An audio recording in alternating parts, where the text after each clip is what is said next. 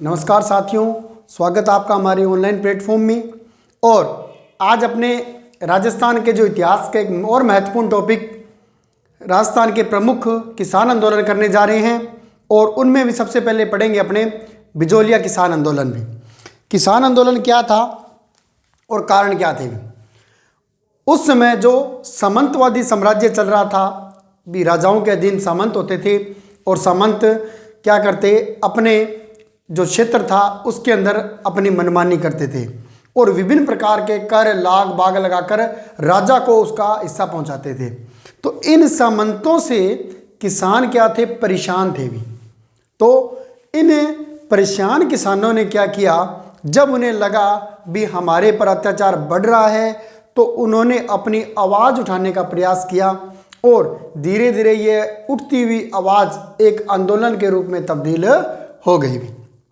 तो शुरुआत कहाँ हुई, ये जो बिजोलिया किसान आंदोलन है, यह क्या था, बिजोलिया एक जगह है जो वर्तमान में तो है भीलवाड़ा में, उसमें मेवाड़ रियासत का भाग था। तो बिजोलिया अगर आपने पढ़ा हो, बिजोलिया क्या था, एक ठिकाना था भी। जब खानवा और बयाना के दो युद्ध हुए भी, ठीक है। जब खानवा के युद्ध में अशोक परमार ने राणा सांगा का साथ दिया तो उस अशोक परमार को खुश होकर राणा सांगा ने बिजोलिया की जागीरदार भेंट की थी, ठीक है। तो ये क्या था, अशोक परमार को उपहार स्वरूप सौंपा। मैं शॉर्ट में लिख रहा हूं बेटा, आप अपने हिसाब से देख लेना। अशोक परिवार को उपहार स्वरूप सौंपा, किसने, राणा सांगा ने। क्यों सौंपा, क्योंकि जब खानवा का युद्ध हुआ तो अशोक परमार ने राणा सांगा की सहायता की थी। इससे खुश होकर राणा सांगा ने उपहार स्वरूप बिजोलिया जो एक जागीर थी, जिसको पहले क्या करते थे, उपरमाल की जागीर भी,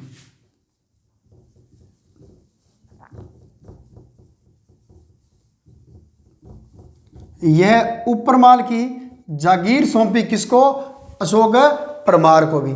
इसी के अंदर ठिकाना बनाया गया, कौन सा, बिजोलिया ठिकाना भी। इसी बिजोलिया का पुराना नाम भी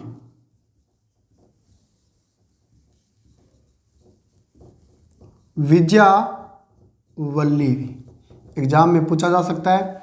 वर्तमान में कहाँ है, तो वर्तमान में है ये भीलवाड़ा में भी, ठीक है, पूछा जा चुका है। बिजोलिया ठिकाना वर्तमान में कहाँ पर है, तो कहाँ पर है, भीलवाड़ा के अंदर भी। उस समय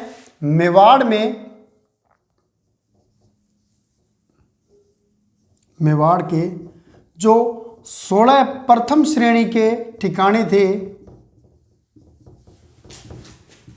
उनमें शामिल था भी, शामिल, ठीक है। तो मेवाड़ में प्रथम श्रेणी के 16 ठिकाने थे उस समय, और उन 16 ठिकानों में से एक ठिकाना कौन सा था, बिजोलिया ठिकाना, जिसकी स्थापना की थी अशोक परमार ने, जब राणा सांगा ने उसको दी उपरमाल की जागीर भी। उस जागीर के फलस्वरूप उसने क्या किया, यहाँ पर बिजोलिया बसाया। बिजोलिया का पुराना नाम था, वो क्या नाम था भी, विजयावल्ली भी। एग्जाम में पूछा जा चुका है, आगे भी पूछा जाएगा। अब देखो उसके बाद क्या हुआ, किसानों पर मेवाड़ में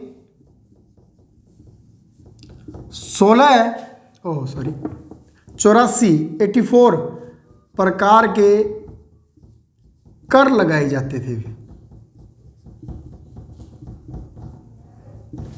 ठीक है। तो कारण की बात करेंगे अपने, कारण क्या रहा, तो पहला कारण तो यह था भी 84 प्रकार के क्या लगाए जाते थे, कर लगाए जाते थे। फिर अधिक भू राजस्व वसूली भी, वसूली भी, यह इसका दूसरा प्रमुख कारण था भी। फिर बात करते हैं इसके साथ साथ लाटा व कुंटा लाग। ठीक है, फिर क्या था, चवरी कर।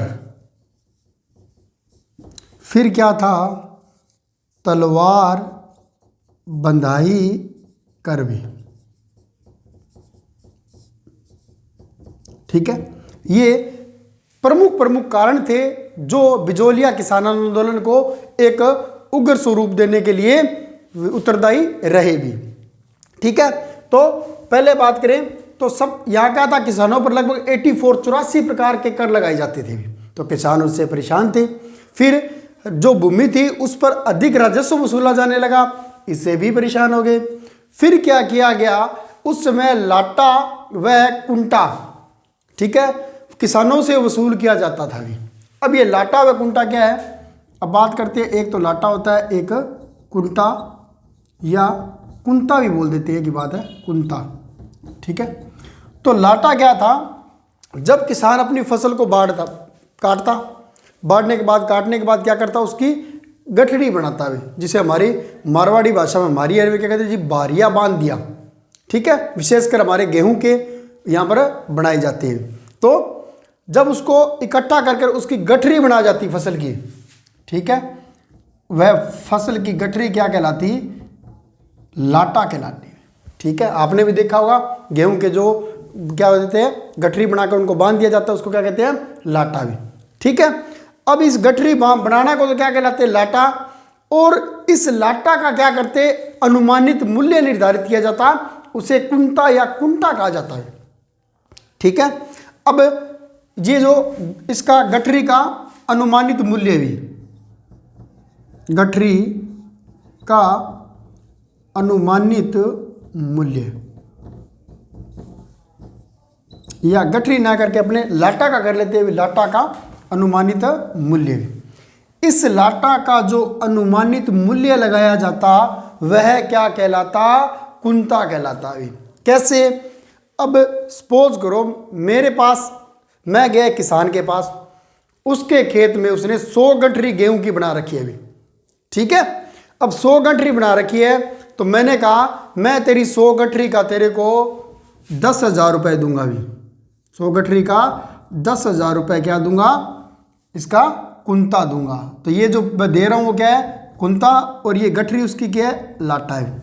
ठीक है, अब देखो फसल का पूर्वानुमान लगाना, यानी होने से पहले अनुमान लगा दिया अभी इतना है। अब हो सकता है उन गठरी में 10,000 क्विंटल गेहूं निकल जाए, हो सकता है 2,000 क्विंटल गेहूं निकले, क्लियर तो नहीं है ना कितना निकलेगा।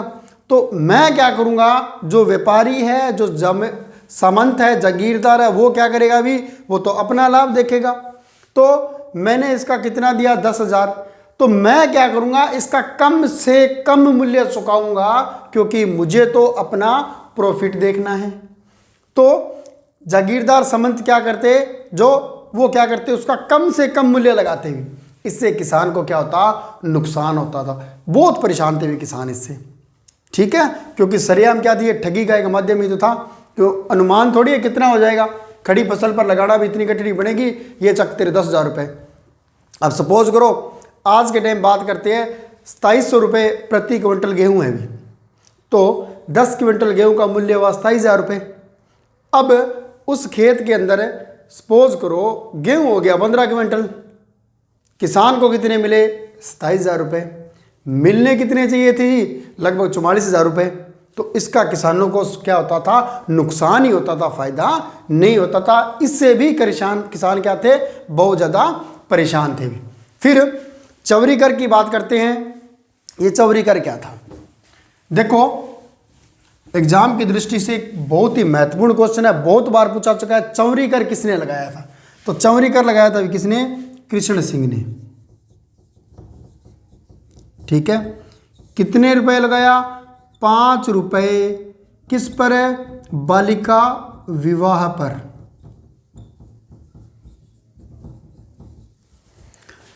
ठीक है, चौरी कर किसने लगाया, कृष्ण सिंह ने लगाया। कितने लगाया, 500 5 रुपये बालिका विवाह पर।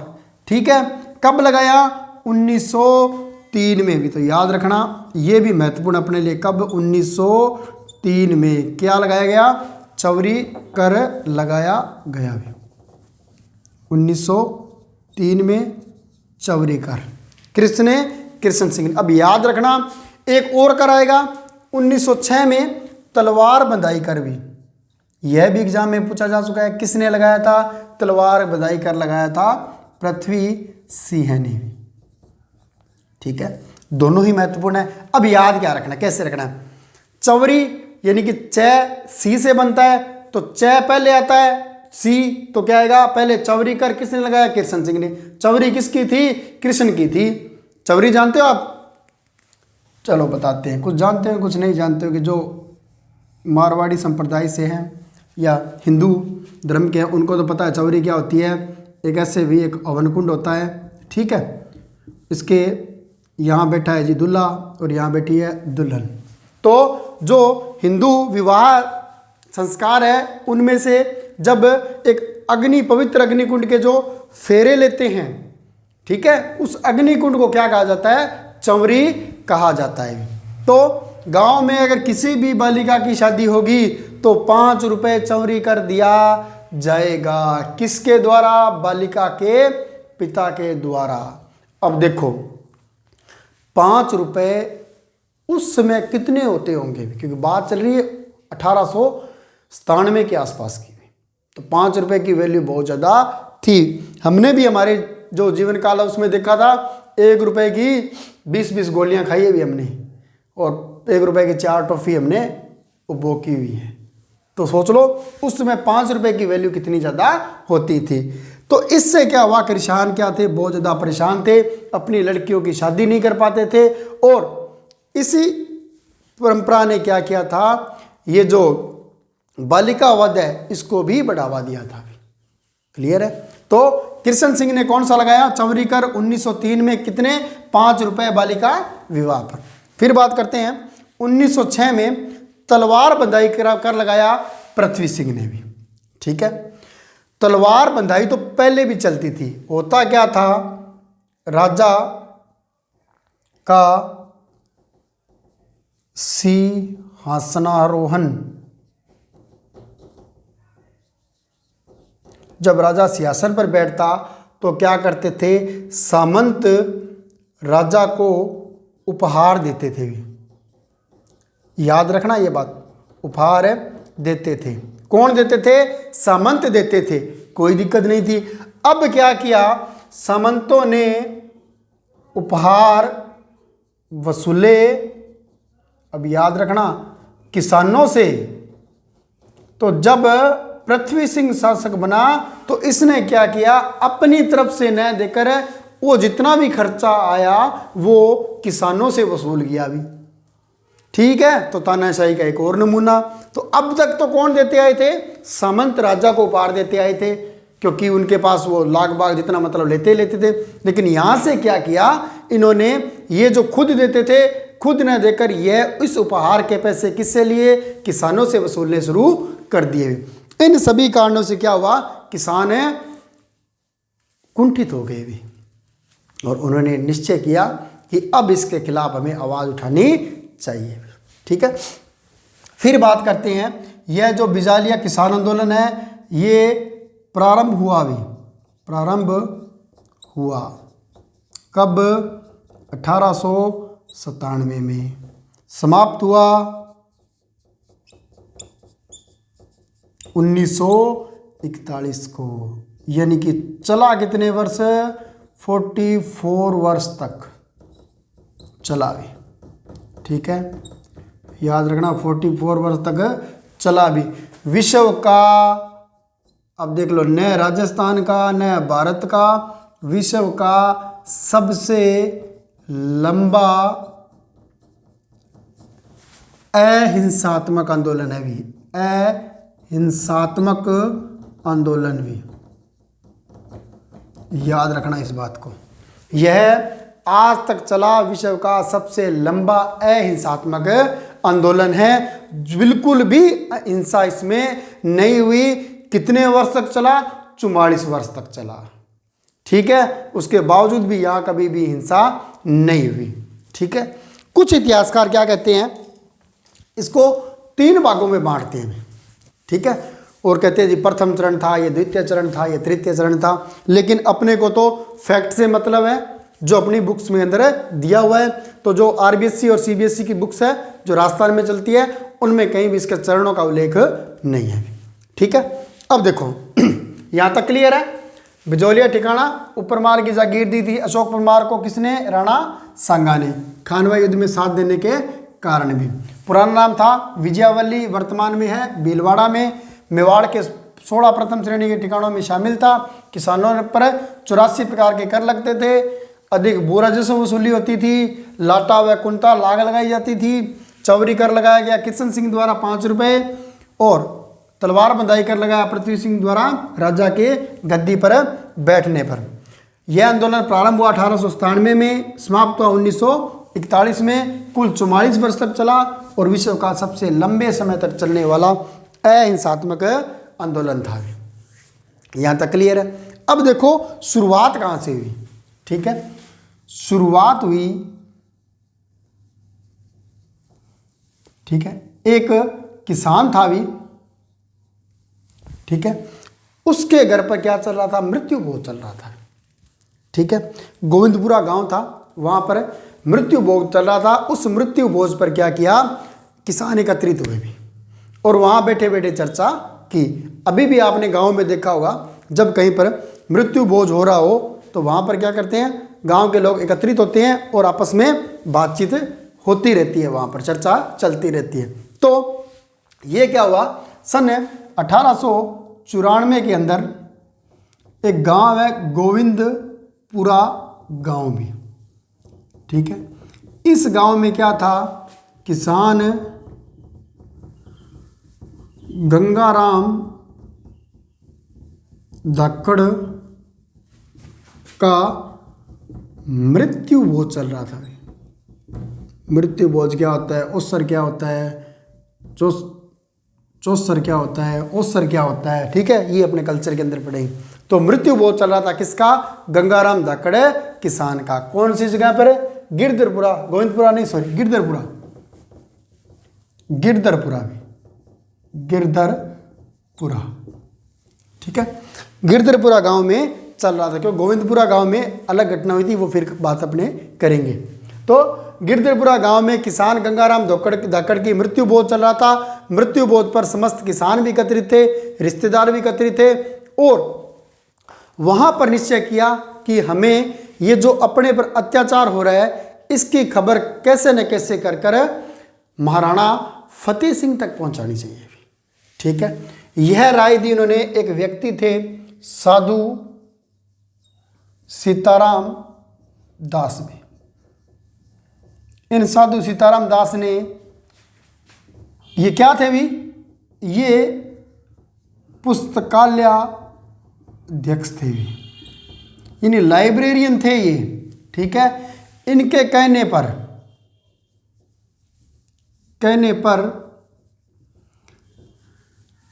नानजी पटेल व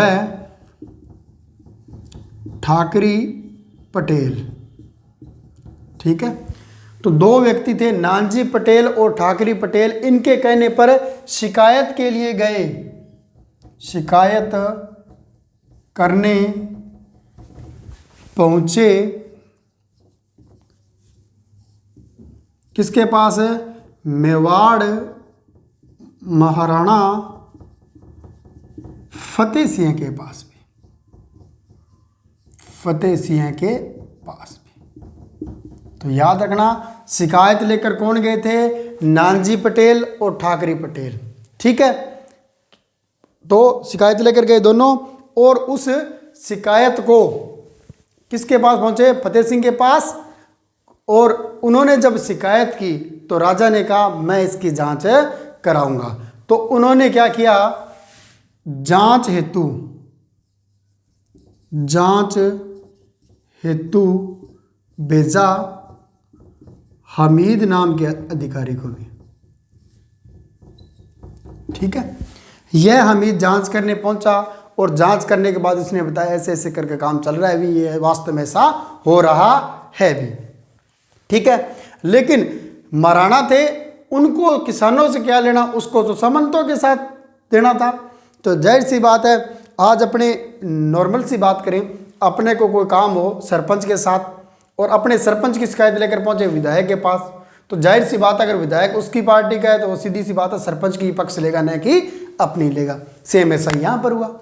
जब इस बात का पता चल गया, किसको, अमीद भी महाराणा के पास शिकायत लेकर गए हैं, तो उन्होंने क्या किया, इस साधु सीताराम दास को पुस्तकालय के पद से हटा दिया।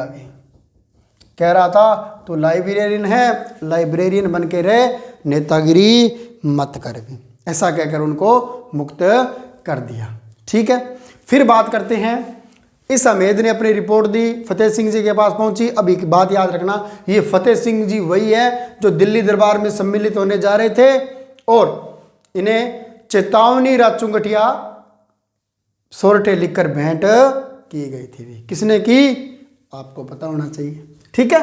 तो ये वही फतेह सिंह जी है। फिर बात करते हैं प्रारंभिक नेतृत्व या आरंभिक नेतृत्व। तो याद रखना, आरंभ में नेतृत्व क्या किया था, इसका स्थानीय नेताओं ने किया, स्थानीय नेताओं ने, ठीक है। साधु सीताराम जी ने क्या कहा, इसको सिर्फ बढ़ाया है, शुरुआत की है। जो स्थानीय नेता थे उन्होंने इसको आगे बढ़ाया, जैसे प्रेमचंद भील थे, ब्रह्मदेव थे, फतेहकरण चारण थे, ठीक है, लिख देता हूं, चलो कौन कौन थे, प्रेमचंद भील भी, जो प्रमुख स्थानीय अग्रणीय स्थानीय नेता थे उनमें थे प्रेमचंद भील थे और ब्रह्मदेव थे, ठीक है। और एक साधु सीताराम दास खुद थे,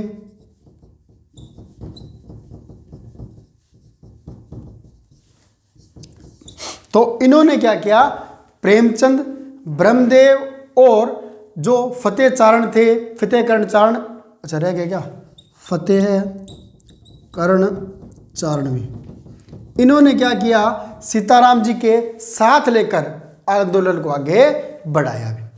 उसके बाद स्थानीय नेतृत्व होने के कारण इसको ज़्यादा महत्व नहीं मिल पाया अभी। आज बात करते हैं, आज हमारे गांव के आसपास या एक पंचायत की बात होती है, तो अगर वह पंचायत से बाहर अगर उसका प्रचार प्रसार नहीं हो रहा है तो वह लोगों तक बात नहीं पहुंच पाएगी। इसलिए जो प्रथम चरण था इसमें इसको कोई ज़्यादा सफलता नहीं मिली। क्यों नहीं मिली, क्योंकि यह केवल एक स्थानीय स्तर तक सीमित था, ठीक है। तो गिरधरपुरा गांव किसान गंगाराम धाकड़ का मृत्यु भोज और सीताराम दास करने पर नानजी पटेल व ठाकरे पटेल शिकायत करने गए। मेवाड़ महाराणा को जांच हेतु भेजा हमीद को, हमीद ने अपनी जांच रिपोर्ट दी। आरंभ में नेतृत्व किया प्रेमचंद भील, ब्रह्मदेव, सीताराम दास और फतेहकरण चारण ने इसका नेतृत्व किया। फिर बात करते हैं, ये सपोज करो अपना भारत है, ये कर्क रेखा है, ऊपर वाला उत्तर भारत और नीचे वाला दक्षिण भारत में, ठीक है। उत्तर भारत में प्रथम बार सशस्त्र क्रांति का प्रयास किया भी दो व्यक्ति थे। एक का नाम था राव गोपाल सिंह खरवा, ये रहने वाले थे अजमेर के, ठीक है। एक थे भूप सिंह भी, यह रहने वाले थे, इनका पूछा जाता है, पूरे बता देता हूँ, गुठावली गांव, ठीक है, बुलंदशहर,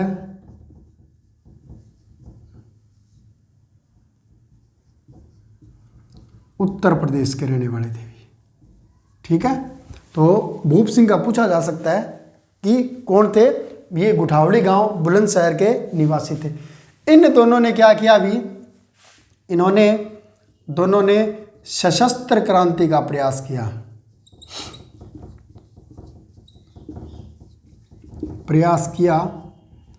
उत्तर भारत में, ठीक है। जब इन्होंने सशस्त्र क्रांति का प्रयास किया तो इस बात की सूचना पहुंची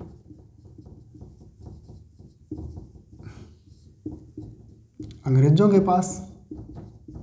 तो अंग्रेजों ने क्या कर दिया, इन दोनों को गिरफ्तार कर लिया, गिरफ्तार, और गिरफ्तार कर इन्हें रखा गया टाटगढ़ जेल अजमेर में भी। ठीक है, उस टाटगढ़ जेल से भूप सिंह क्या हो गए भी, फरार हो गए, भूप सिंह हो गए फरार। ठीक है, और फरार आकर पहुंचे चित्तौड़गढ़ भी। ठीक है, चित्तौड़गढ़ पहुंचे और वहां जाकर इन्होंने अध्यापक के रूप में कार्य प्रारंभ किया, भी बन गए और अपना नाम रख लिया विजय सिंह पथिक भी।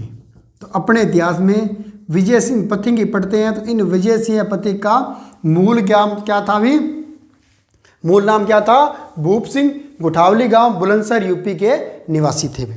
इन्होंने चित्तौड़गढ़ पहुंचे, जब फरार हो गए, सशस्त्र क्रांति का प्रयास चला राव गोपाल सिंह खरवा और भूप सिंह को, तो इनको पकड़कर टाटगढ़ जेल अजमेर में डाल दिया गया। वहां से फरार हो गए कौन है, भूप सिंह, और अध्यापक बन गए चित्तौड़गढ़ पहुंचकर, और अपना नाम रखा विजय सिंह पथिक भी। एक दिन विजय सिंह जी कक्षा में पढ़ा रहे थे भी।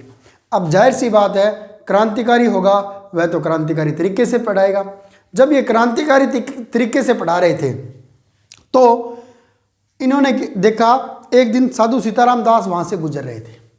ठीक है, जब ये गुजर रहे थे तो उन्होंने जब उनका ओजस्वी पढ़ाने का तरीका देखा, भाषण देखा, तो उन्हें शक हो गया भी ये बंदा तो साधारण बंदा नहीं है, साधारण इंसान है नहीं है। तो साधु सीताराम दास ने इनको पहचान लिया भी।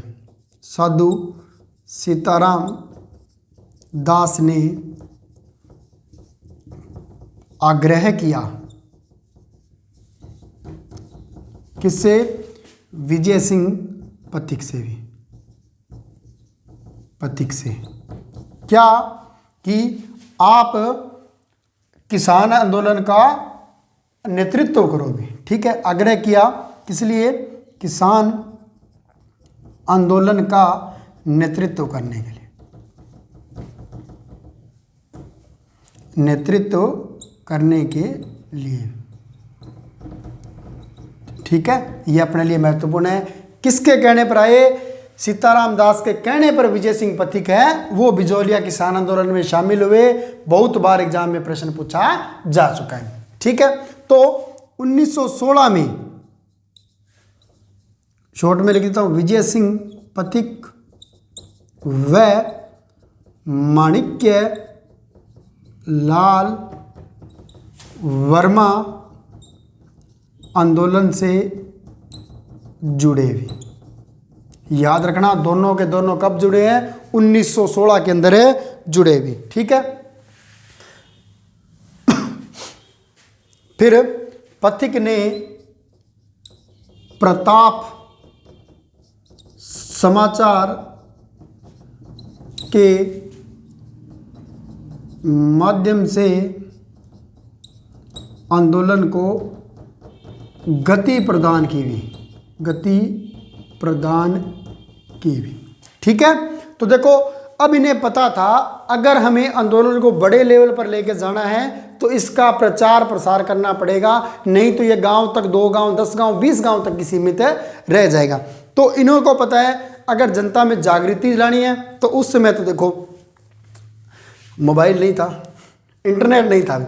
आज के टाइम तो इंटरनेट में अपने कहाँ से कहाँ वायरल कर दें, लेकिन जब फील्ड में उतरने की बात आज के टाइम आए ना, तो अगर कह दे भी ये आंदोलन करना है, अपने को 10 जने मतलब वहाँ पर पहुँचना है, एकत्रित होना है, 10 व्यक्ति भी एकत्रित नहीं होते।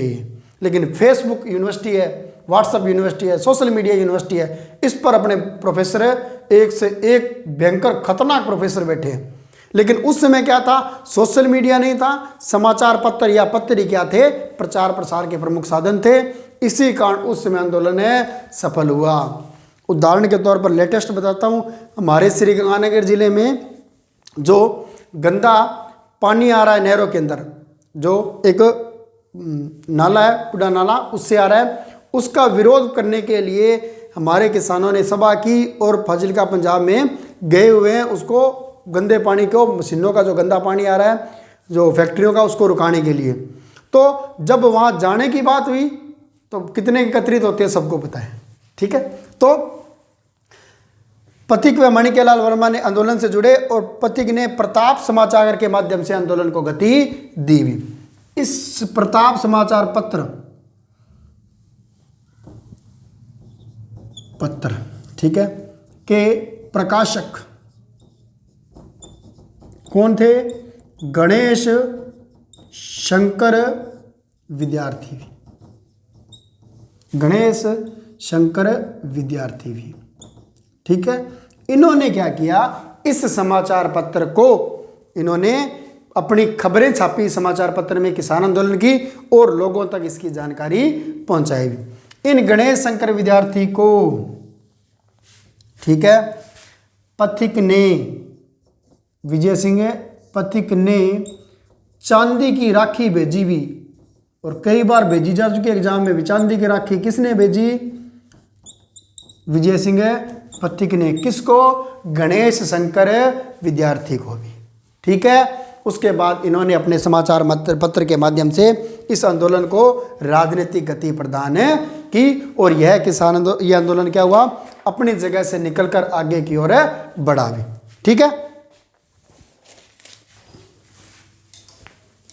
फिर बात करते हैं, अब प्रताप समाचार पत्र था, ये प्रकाशित कहाँ से होता था अभी, ठीक है। तो लिख दूं प्रकाशित, यहीं लिख देता हूँ या आगे लिखते चलो। तो राव गोपाल सिंह करवा, भूप सिंह गुठावली गांव बुलंदशहर यूपी का था। सशस्त्र क्रांति का प्रयास किया, अंग्रेजों को सूचना मिल गई, दोनों को पकड़कर टाटगढ़ जेल में डाल दिया। भूप सिंह फरार हो गया, नाम रखला विजय सिंह पथिक, अध्यापक बन गया। साधु सीताराम देश ने आग्रह किया तो विजय सिंह पथिक ने आंदोलन का नेतृत्व करना स्वीकार किया। 1916 में विजय सिंह पथिक और मणिकेलाल वर्मा दोनों आंदोलन से जुड़े। पथिक ने प्रताप समाचार पत्र के माध्यम से आंदोलन को गति प्रदान की। प्रताप समाचार पत्र का प्रकाशन किया गणेश शंकर विद्यार्थी ने, और विजय सिंह पथिक जी ने गणेश शंकर विद्यार्थी को चांदी की राखी भेजी भी, ठीक है। ये प्रताप समाचार पत्र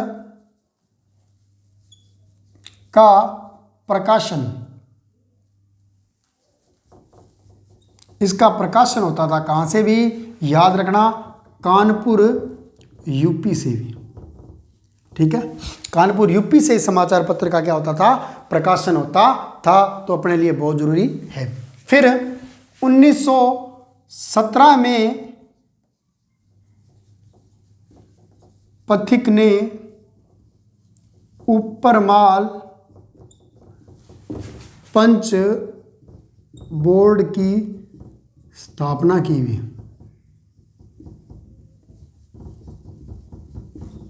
तो उपरमाल पंच बोर्ड की स्थापना किसने की? विजय सिंह पथिक ने। 1917 में एग्जाम में बहुत बार पूछा जा चुका है, उपरमाल पंच बोर्ड की स्थापना किसने की? विजय सिंह पथिक ने की। कब की? 1917 के अंदर की। और इसका अध्यक्ष बनाया गया, बहुत महत्वपूर्ण है भी, इसका अध्यक्ष बनाया गया मन्नाजी पटेल को भी।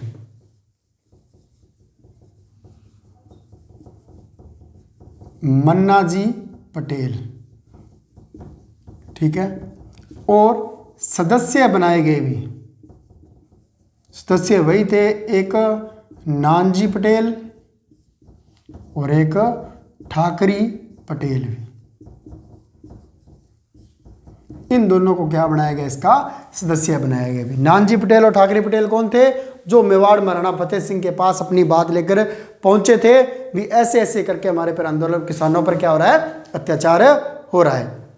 अब उसके बाद उपरमाल पंच बोर्ड की स्थापना होगी। इससे भी क्या हुआ? एक जगह मिल गई भी, कहाँ जाकर अपने को कार्य बनाना है, रूपरेखा का निर्धारण करना है, और उससे आगे कार्य हो जाएगा। इसके अलावा विजय सिंह पथिक ने उपरमाल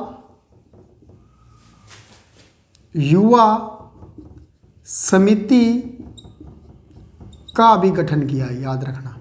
उपरमाल युवा समिति का गठन भी किसने किया? सेवा युवा समिति का गठन भी किसने किया? विजय सिंह पथिक ने किया।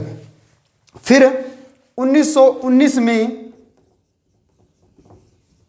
वर्धा महाराष्ट्र से, वर्धा महाराष्ट्र में राजस्थान सेवा संघ की स्थापना की गई।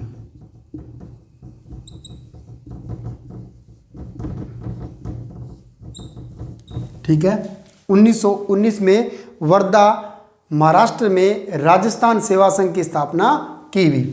1920 में राजस्थान सेवा संघ का जो कार्यालय था वह अजमेर में बनाया गया भी बनाया। ठीक है, कार्यालय कह लो, मुख्यालय कह लो। 1919 में राजस्थान सेवा संघ की स्थापना पूछ लेती है अक्सर एग्जाम में, वर्धा महाराष्ट्र में हुई, लेकिन कार्यालय बनाया कहाँ पर है? 1920 में अपने राजस्थान में इसका क्या किया गया? कार्यालय बनाया गया। ठीक है, अब इसके अलावा वीर भारत पथिक ने वीर भारत समाज की स्थापना की हुई। ये भी अक्सर पूछा जाता है, किसने की थी? वीर भारत समाज सभा की स्थापना किसने की थी? विजय सिंह पथिक ने की थी। फिर बात करते हैं, पथिक ने समाचार पत्र निकाले। इन्होंने भी क्या किया? समाचार पत्रों का जो आयोजन खुद की अपनी तरफ से भी इन्होंने क्या कुछ समाचार पत्र लिखे भी। एक तो था नवीन राजस्थान ओब्लिक तरुण राजस्थान भी, इसी का नाम है तरुण राजस्थान भी। ठीक है, और एक था राजस्थान केसरी भी। ठीक है, एक नवीन राजस्थान और एक राजस्थान केसरी भी। ये नवीन राजस्थान था, यह तो 1921 में अजमेर से निकाला गया भी। ठीक है, नवीन राजस्थान 1921 में अजमेर से निकाला गया। और जो तरुण राजस्थान था, राजस्थान केसरी था, यह 1919 में वर्धा से निकाला गया भी। जब राजस्थान सेवा संघ की स्थापना हुई तब से निकाला गया। और 1920 में क्या किया गया? अजमेर से इसको प्रकाशित करना प्रारंभ कर दिया गया भी। ठीक है, क्योंकि 1920 में सेवा संघ का कार्यालय भी काम बना दिया गया, अपने अजमेर में राजस्थान में ले आए। तो इसके साथ साथ क्या किया? इस राजस्थान केसरी को भी अजमेर से प्रकाशित करना प्रारंभ कर दिया। अब देखो, नवीन राजस्थान या तरुण राजस्थान एक ही न्यूज़पेपर था। पहले इसका नाम तरुण राजस्थान था, पर इस पर जब बैन लगा दिया गया, प्रतिबंध लगा दिया गया, तो इसको नवीन राजस्थान नाम से इसको क्या किया? प्रकाशित करना प्रारंभ कर दिया गया। ठीक है, फिर बात करते हैं बिजोलिया नेता माणिक्य लाल वर्मा व प्लस मेवाड़ प्रधानमंत्री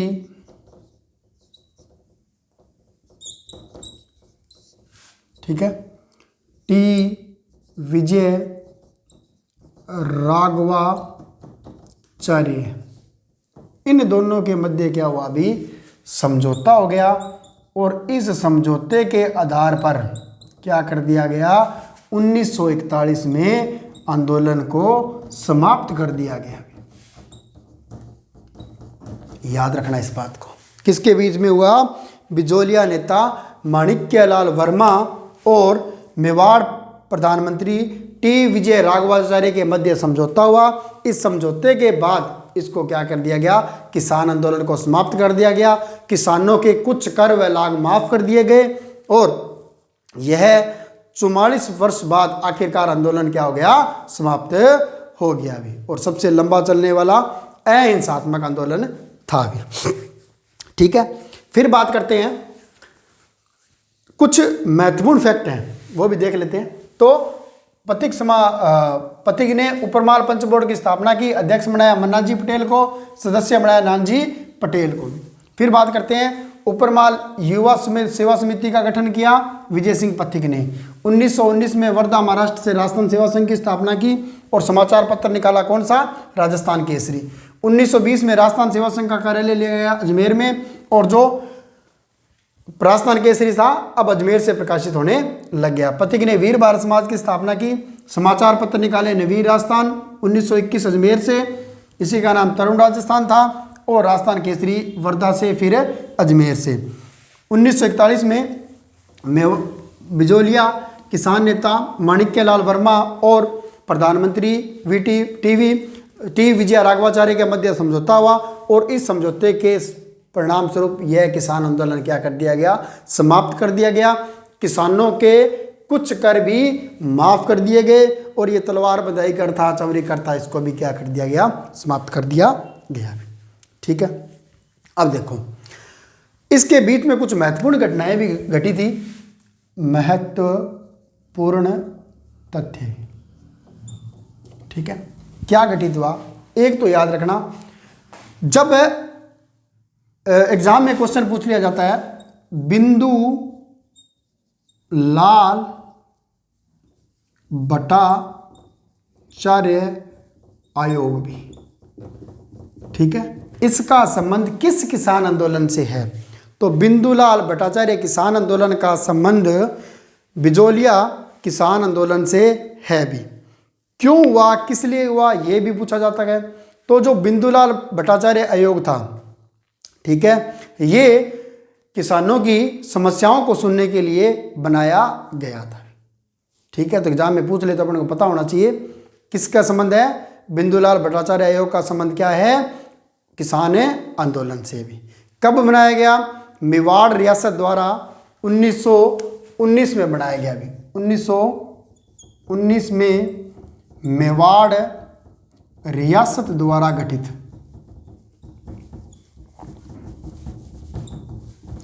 कारण क्या था, अभी 1919 के अंदर क्या हुआ, अमृतसर के अंदर एक वो हुआ भारतीय कांग्रेस का राष्ट्रीय अधिवेशन हुआ भी।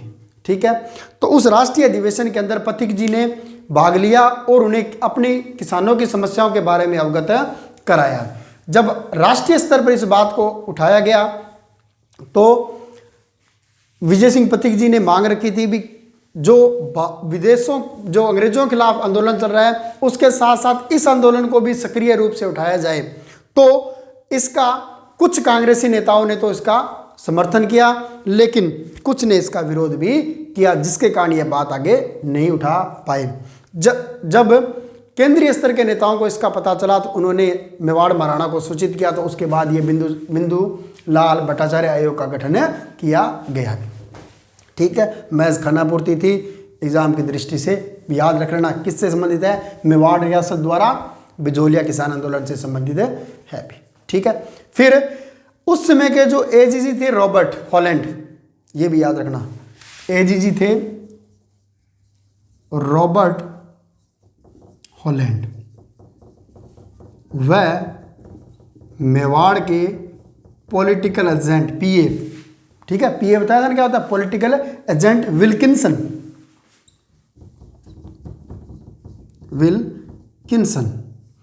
इन्होंने क्या किया, किसानों के साथ समझौता किया। ठीक है, इस समझौते के अनुसार इनसे 35 प्रकार के कर माफ कर दिए गए। ठीक है, तो एजीजी रॉबर्ट हॉलैंड व पॉलिटिकल एजेंट विल्किंसन के प्रयासों से किसानों के साथ समझौता हुआ और 35 प्रकार के कर क्या किए गए, लगभग 35 प्रकार के कर माफ कर दिए गए, लेकिन जो सामंत थे उनको यह मंजूर नहीं हुआ। क्लियर है। फिर बात करते हैं, एक रंगभूमि उपन्यास है भी, या ये लिखे प्रेमचंद, मुंशी प्रेमचंद द्वारा रचित उपन्यास रंगभूमि में, ठीक है, किसान बिजोलिया आंदोलन का क्या है, अभी वर्णन है, शॉर्ट में लिख रहा हूं। तो रंगभूमि में पूछा जा चुका है किस उपन्यास में बिजोलिया आंदोलन का उल्लेख है? तो किस में? अभी रंगभूमि में उल्लेख किया गया है। ठीक है, फिर बात करते हैं माणिक्य लाल वर्मा ने पंछीड़ा गीत के माध्यम से क्या हुआ? संदेश पहुंचाया। तो यह भी महत्वपूर्ण है। पंछीड़ा गीत का संबंध किससे है? बिजोलिया किसान आंदोलन से है भी। किसके द्वारा लिखा गया? माणिक्यलाल वर्मा के द्वारा लिखा गया भी। ठीक है, इनके साथ साथ एक भंवरलाल जी थे, ने भी गीतों के माध्यम से क्या जगाई भी? अलख जगाई भी। ठीक है, क्योंकि प्रचार प्रसार करना था तो इन्होंने सब ने अपना अपना योगदान दिया भी। ठीक है, तो ये था राजस्थान का एक प्रमुख और महत्वपूर्ण किसान आंदोलन। कौन सा? बिजोलिया किसान आंदोलन। ठीक है, तो आज के लिए जितना हो सकता था उतना इसके महत्वपूर्ण जो अपने फैक्ट थे वो अपने क्लास में डिस्कशन कर लिए। आप इनको अच्छी तरह से याद करना, अपने हिसाब से अपने नोट्स बना लेना। आज के लिए इतना ही।